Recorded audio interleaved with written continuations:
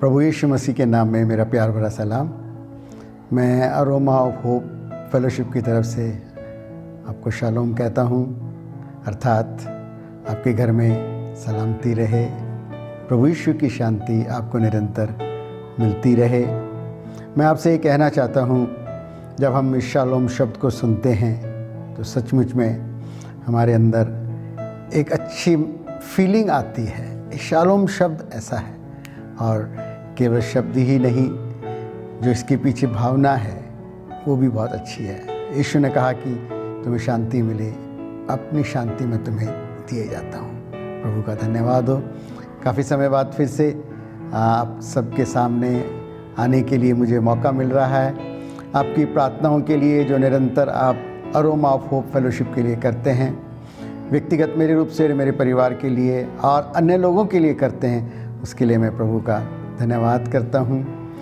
बहुत समय हो गया है, हम एक दूसरे से मुखातिब नहीं हो पाए थे। आगे कोशिश करेंगे कि जल्दी हम एक दूसरे से बात कर सकें, प्रभु का नाम ऊंचा होने पाए। जल्दी से एक विषय की तरफ मैं आपका ध्यान लाना चाहता हूँ, और वो है कि एक वर मैंने यहोवा से मांगा है। दाऊद कहता है, एक वर मैंने यहोवा से मांगा है। ये सचमुच हमारे जीवन के अंदर ऐसा होना चाहिए कि हम बहुत सी बातों की चिंता में ना रहें। बहुत बार आपको पता है कि जैसे मेरी पत्नी कहती है, मुझे समझ में नहीं आ रहा कि क्या करूं, ये करूं या वो करूं। कई लोग हमसे यही कहते हैं, ये भी है वो भी है, मुझे समझ में नहीं आ रहा कि कैसे करूं, किस काम को कैसे निपटाऊं। इसके लिए अच्छा है कि हम ज़्यादा बातों को ना सोचकर थोड़ा सा जो भी सामने है पहले उसको कर लें। इस प्रकार कहा जाता है, कहते हैं कि लंबी लंबी योजनाओं को बनाने की बजाय अच्छा है कि हम छोटी छोटी अल्पकालीन योजनाएं बनाएं और उन्हें जल्दी से पूरा कर लें। और होता क्या है कि फिर जल्दी से जब हम एक छोटी चीज़ को पूरा कर लेते हैं तो हमारा जो सिर का बोझ है वो भी कम हो जाता है और हमें आगे का रास्ता आसान लगने लग जाता है। दाऊद समझदार व्यक्ति है। मैं सोचता हूँ कि दाऊद इतना समझदार है कि उसने अपने जीवन के अंदर बहुत ही चुनिंदा कामों को करा। वो अपने जिस काम में रहता था उससे बहुत संतुष्ट रहता था। यदि भेड़ बकरियां चराने का काम दे दिया तो उसमें खुश है, आराम से, उसके पीछे उसकी कोई तकलीफ नहीं है उसको। हाँ, उस बीच में यदि पिताजी ने कह दिया कि खाना लेकर चला जाए भाइयों के पास, तो ठीक है, वो उसमें भी चला गया और वहाँ जाकर वहाँ देखा तो वहाँ भी कोई चीज़ थी, परिस्थिति थी, तो उसको भी उसने इग्नोर नहीं करा। तो यहाँ दाऊद कहता है कि एक बार मैंने यहोवा से मांगा है। वो परमेश्वर से मांगने वाला एक व्यक्ति था। यहाँ एक बात हमें देखनी है, हम मांगते तो हैं लेकिन यहोवा से नहीं मांगते। हमारी अपेक्षाएं यहोवा से नहीं होती है और वही हमारे लिए निराशा का और परेशानी का कारण बन जाता है। आज मैं आपसे कहना चाहता हूँ, आज आपके जीवन में कई आवश्यकताएं होंगी। बीमारी से चंगाई, नौकरी, तनख्वाह, मकान का किराया, ठंड बढ़ रही है, बच्चे साथ में नहीं हैं या बच्चे हैं तो बच्चे अलग परेशानियों में हैं। कई परेशानियां हैं, लेकिन यहोवा से एक वर मांगे। पौलुस कहता है कि परमेश्वर ने उससे कहा कि मेरा अनुग्रह तेरे लिए काफ़ी है। दैट्स वन थिंग, एक ही चीज़ काफ़ी है। एक कहानी इस प्रकार से बताई जाती है कि एक दिन एक राजा ने एक ऐलान किया और उसने कहा कि कल फलाने दिन और फलानी जगह पर मैं अपनी सारी चीज़ों को लोगों के लिए रख दूंगा बड़े हॉल के अंदर, और समय निश्चित कर दिया गया कि इतने बजे इतने समय पर दरवाज़ा खुलेगा, और जो व्यक्ति जिस व्यक्ति चीज़ पर पहुंच जाएगा, जिसे पकड़ लेगा, वही उसकी हो जाएगी, या जो गोल जगह में जो चीज़ रखी होगी वहाँ पहुंच जाएगा। सब लोग बड़ी बेसब्री से दरवाजे के पास पहुंच गए, गेट खुलने का इंतज़ार करने लगे। भीड़ बहुत थी, सब लोग अंदर घुस गए जितने घुस सकते थे, और सब अपने अपनी जगह पर पहुंच गए, जिसको क्या नज़र आया, जिसको जो भी नज़र आया। अब एक बच्चा वहाँ पर था जो बेचारा घूम रहा था हॉल में, और उसे तो सिर्फ लोग ही खड़े नज़र आ रहे थे, चीज़ें तो कोई भी नज़र नहीं आ रही थी। लेकिन हाँ, उसे राजा भी नज़र आ रहा था जो ऊंचे पर कहीं विद्यमान तया खड़ा था। बच्चे ने कहा, ये चीज़ें तो लोगों ने ले ली, लेकिन एक चीज़ मेरे पास है। मैंने कहा, राजा को क्यों ना पकड़ लूँ मैं जाके। बच्चा बुद्धि आपको पता है बड़ी अच्छी होती है। उसके सरल बुद्धि ने, सरल विचार ने उसके मन में विचार लाया और गया और राजा का पैर पकड़ लिया। अब राजा अपने वचन से बंधा हुआ था। राजा ने कहा कि जो जिस चीज़ को पकड़ लेगा वो उसकी हो जाएगी। राजा ने कहा, इस बच्चे ने सबसे बड़ी चीज़ को मांग लिया है, इसने राजा के ऊपर हक जता दिया है। इसी प्रकार से आज हम राजा के ऊपर अपना हक जताएं। वो राजा ज़रूर है, लेकिन हमारा पिता भी है, हमारा रखवाला भी है, और वो कहता है कि जो चाहो मांगो हो जाएगा। आज आप क्या मांगना चाहते हैं? मरियम ने उस उत्तम भाग को चुन लिया था जो उससे छीना ना जाएगा। अंधे से कहा, तू क्या चाहता है? उसने कहा कि मैं देखने लगूं, बस और कुछ नहीं चाहिए प्रभु, मुझे मैं देखने लग जाऊं। मैं थक गया यहाँ पर बैठा बैठा, इस ज़िंदगी से तंग आ गया हूँ प्रभु। धूल खाते खाते, लोगों की बातें सुनते सुनते, लोगों की छींटा कसी सुनते सुनते, पता नहीं कोई क्या कहता था, कोई क्या कहता था, मैं सिर्फ यहाँ से उठकर चलना चाहता हूँ। हाँ, उसने ये मांगा। दाऊद कहता है कि एक बार मैंने यहोवा से मांगा है। भजन संहिता 27:4। आप सब बाइबल जानने वाले लोग हैं। भजन संहिता 27:4 कहता है कि एक बार मैंने यहोवा से मांगा है। क्या वर मांगा उसने? कि मैं यहोवा के भवन में जीवन भर, एक वर जीवन भर, एक वर जीवन भर। क्या है वर? जीवन भर। उसके बाद आप उसमें ऐड कर लीजिए यहोवा के भवन में, यानी कि पूरी ज़िंदगी यहोवा के भवन में। क्या ऐसा हो सकता है कि हम सारी ज़िंदगी यहोवा के भवन में गुजार दें? आहा, दाऊद भजनकार तो कहता है कि तेरे भवन का एक दिन और कहीं के 1000 दिन से ज़्यादा अच्छा है दुष्टों के डेरे में वास करने से परमेश्वर के निवास में, परमेश्वर के भवन में वास करना अच्छा है। क्योंकि लिखा है भजन संहिता 65:4, यदि मैं गलती ना करूं, क्या ही धन्य है वह जिसे तू चुनकर अपने समीप आने देता है, कि तेरे भवन के चिकने चिकने पदार्थों से तृप्त किया जाए। बड़ी अच्छी और सुंदर सुंदर बातें हैं परमेश्वर के वचन में। मैं आपको बताता हूँ, जितनी चिकनी चिकनी चुपड़ी बातें हम करते हैं, या जितना चिकना चिकना खाना हम खाते हैं, वो ही कई बार हमारे लिए नुकसान भी कर जाता है। लेकिन परमेश्वर के भवन की जो चिकनी बातें हैं, वो जो रिच फूड है परमेश्वर के भवन से मिलता है, जो आश्वासन, जो प्रतिज्ञाएं हमें परमेश्वर के भवन से मिलती हैं, वो सचमुच में हमारे जीव को तृप्त करती हैं। परमेश्वर का नाम ऊंचा होने पाए। वहाँ क्या ऐसा संभव है कि एक व्यक्ति जीवन भर परमेश्वर के भवन में रहने पाए? हाँ, यही तो उसकी प्रार्थना है। वो ये नहीं कहता कि मैं संडे की संडे तेरे भवन में रहने पाऊँ, या प्रतिदिन तेरे भवन में रहने पाऊँ, या जब मैं स्वस्थ हूँ तब मैं रहने पाऊँ, या जब मेरी परिस्थितियाँ अच्छी हो तो मैं रहने पाऊँ, या कोई मुझे जब बार बार कहता रहे, एनकरेज करता रहे तब मैं जाऊँ। कहता है कि जीवन भर मैं तेरे भवन में रहने पाऊँ, जिससे कि मैं क्या करूँ? तेरी मनोहरता पर। किसकी मनोहरता पर? परमेश्वर की मनोहरता पर। आज हम किसकी सुंदरता पर ध्यान करते हैं? किसकी मनोहरता पर ध्यान करते हैं? मुझे माफ़ करिए, एक उदाहरण में अच्छा तो नहीं, संसारिक है।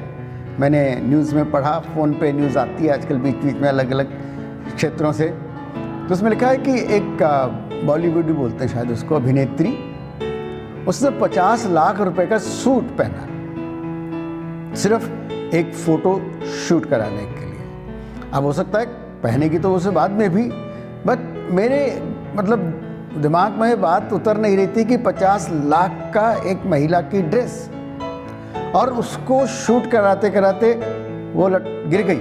उसका गिर गई किसी भी वजह से। तो जो न्यूज़ थी वो यही थी कि वो गिर गई शूट कराते हुए। अब आप देखिए कि इतना ज़्यादा लोग अपनी सुंदरता, अपनी मनोहरता पर केंद्रित हैं। आपने कितनी बार आपने देखा होगा कि वो आती हैं, पिक्चर्स आपके पास आती है और जो सब चीज़ें होती हैं। मैं तो कई लोगों को जानता भी नहीं हूँ और वो अपने पिक्चर भेज देते हैं, फिर पूछना पड़ता है कि सॉरी मैं आपको नहीं जानता। खैर एनीवे, तो हमारा काम क्या है? हम किस सुंदरता पर दृष्टि करें? अपनी पर या किसी और की जो हमारी नहीं है। आप ये भी बात ध्यान देने वाली है कि हम कभी कभी किसी और की सुंदरता पर भी दृष्टि किए रहते हैं जो हमारी नहीं है। हम अपनी सुंदरता पर दृष्टि करें, अपनी पत्नी की सुंदरता पर दृष्टि करें, है ना, और अपने बच्चों पर। वो कहता है कि ताकि मैं तेरी मनोहरता पर जब परमेश्वर के भवन में जाएं तो चर्च की बिल्डिंग को ना देखें, दीवारों को ना देखें, कीबोर्ड को ना देखें, गिटार को ना देखें, बजाने वाले को ना देखें, जिसकी आराधना करने के लिए गए हैं उस पर दृष्टि करें, उसकी मनोहरता पर दृष्टि करें।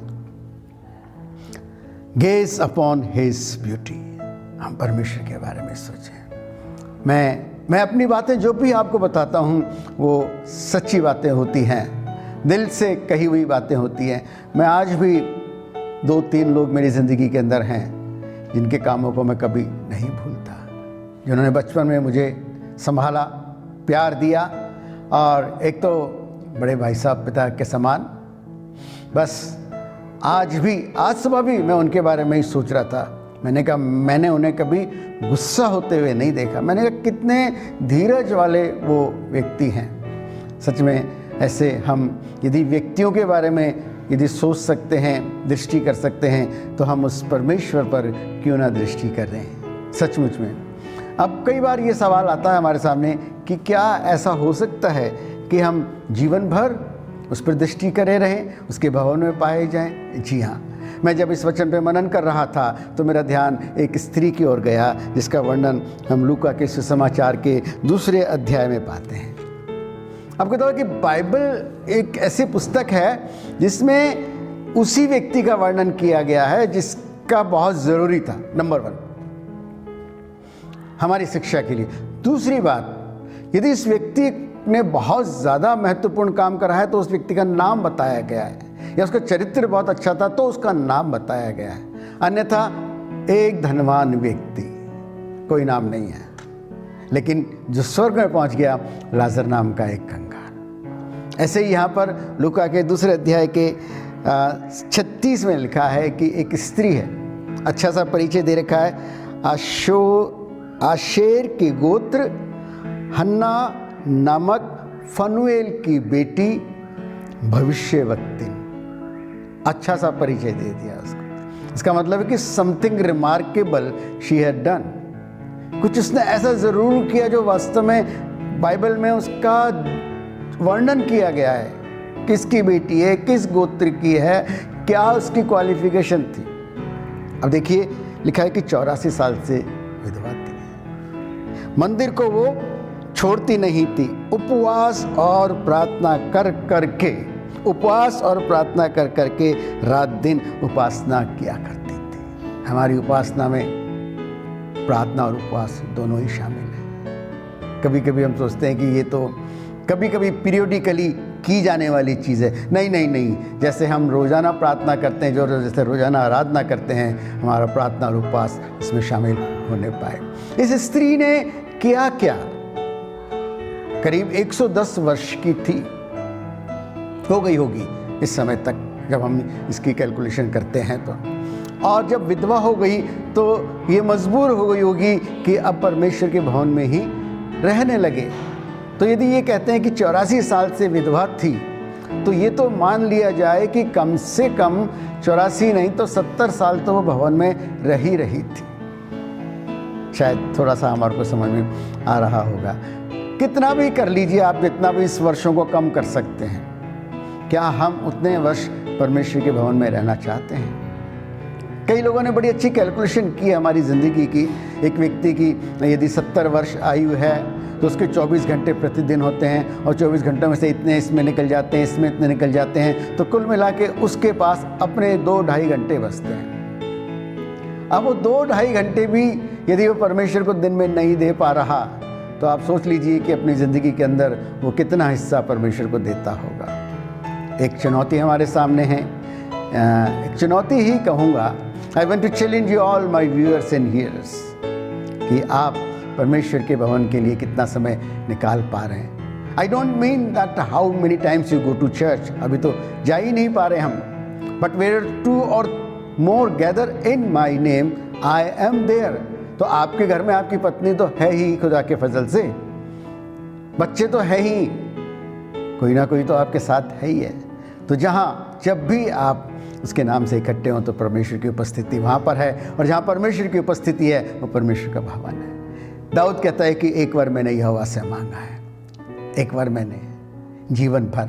मैं फिर से इस वाक्य को दोहरा रहा हूँ, एक बार जीवन भर। आज हम भी इस बात को लिख लें कि एक बार और जीवन भर। मैंने ऐसे कई बुजुर्गों को, मेरे पिताजी को भी मैंने पाया इस काम को वो करते थे।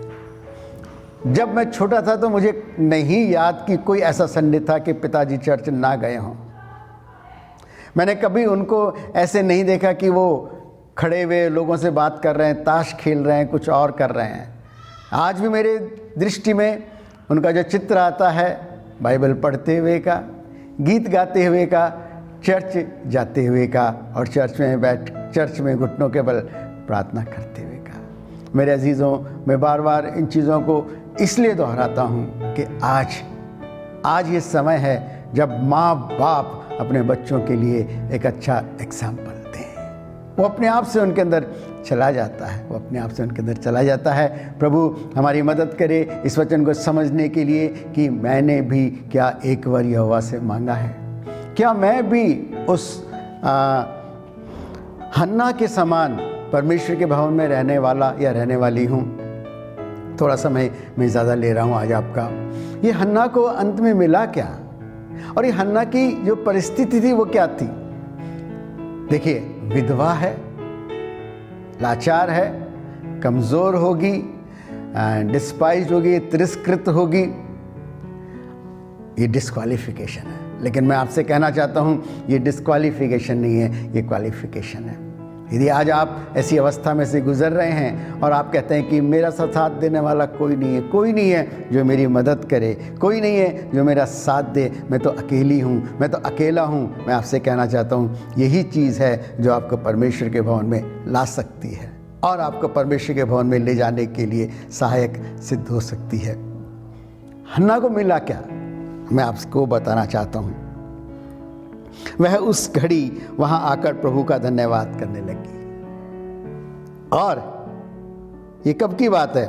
जब यीशु मसीह को भवन में लाया गया था। यीशु मसीह बालक यीशु के बारे में कह रही है, और उन सबों से जो यरूशलेम के छुटकारे की बाट जोते थे उस बालक के विषय में बात करने लगी। वंडरफुल, कितनी बड़ी बात है। अभी यीशु मसीह का जन्म हुआ है, कुछ ही समय हुआ है, अभी लोगों को पता नहीं, लेकिन she is the one who is introducing this Jesus to the people. अभी किसी को नहीं पता। भवन में रहने वाला व्यक्ति परमेश्वर की बातों में खो जाता है, परमेश्वर के कामों को करने वाला बन जाता है, परमेश्वर के कामों को इनिशिएट करने वाला बन जाता है। यदि आप भी इस यीशु के बारे में लोगों को बताना चाहते हैं, जिन लोगों को पता नहीं यीशु के बारे में, तो आप भी वो व्यक्ति बन सकते हैं यदि आप भी परमेश्वर के भवन को छोड़ने वाले ना हो, उसकी आराधना, उसकी उपासना, प्रार्थना और उपवास के साथ करने वाले हों। प्रभु का नाम ऊंचा हो। इन बातों के द्वारा प्रभु आप सबको बहुत ऐसे आशीष दे। प्रभु का नाम ऊंचा हो। आप अरोमा ऑफ होप फेलोशिप के लिए निरंतर प्रार्थना करते रहें। इस चैनल के माध्यम से बहुत से लोगों तक परमेश्वर का वचन पहुँचे और वे भी परमेश्वर के वचन को सुनकर आशीषित होने पाएँ। समाप्त करने से पहले आइए मैं आप सब के लिए प्रार्थना करूंगा, और मेरा निवेदन है कि यदि आप अपने स्थान पर खड़े हो सकते हैं बहुत अच्छा है। यदि आप कहीं किसी जगह पर आपके शरीर में दर्द या तकलीफ़ है, आप वहाँ पर अपना हाथ रख सकते हैं। यदि आप किसी और के लिए प्रार्थना करना चाहते हैं, उस व्यक्ति को उस समय आप उस व्यक्ति को अपने दिमाग में लाएँ, उस व्यक्ति के उसको याद करें कि प्रभु उनको छुटकारा दे, चंगाई दे, जो भी आपका विषय है। पिता परमेश्वर, मैं आपका धन्यवाद करता हूँ। एक बार फिर से पिता परमेश्वर आपके लोगों के सामने आकर आपके लोगों के लिए प्रार्थना करने के लिए पिता परमेश्वर आपने मुझे ये अनुग्रह दिए, ये अवसर दिया। पिता, इस पेंडेमिक सिचुएशन के अंदर जबकि हालात बद से बदतर हो रहे हैं, चिंताएं बढ़ रही हैं, कमियां बढ़ रही हैं, प्रभु जी अभाव बढ़ते जा रहे हैं, रिसोर्सेज कम हो रहे हैं, लेकिन हमारा आपके प्रति समर्पण कम ना होने पाए। आपके भवन में जाने की और भी ज़्यादा हमें भूख लगी रहे। हमारी तमन्ना आपके लिए, आपके भवन के लिए और बढ़ती चली जाए। प्रभु जी दया कर, जिन लोगों ने जिनकी तकलीफ़ों के लिए अपने हाथ को रखा है, जहाँ पर भी उनके शरीरों को आप स्पर्श करें, छुएं और चंगाई दें। इनके परिवारों में आपकी आशीष आए, सारे अभाव यीशु मसीह के नाम से दूर होने पाए, और विशेष करके इस कोरोना में प्रभु जी आपके लहू में इन सबको ढांप के रख। आदर महिमा आप ही को मिले। धन्यवाद के साथ ये प्रार्थना विनती उद्धार करता प्रभु यीशु मसीह के नाम से हम मांगते हैं, आमीन। प्रभु आप सबको आशीष दे। सलाम।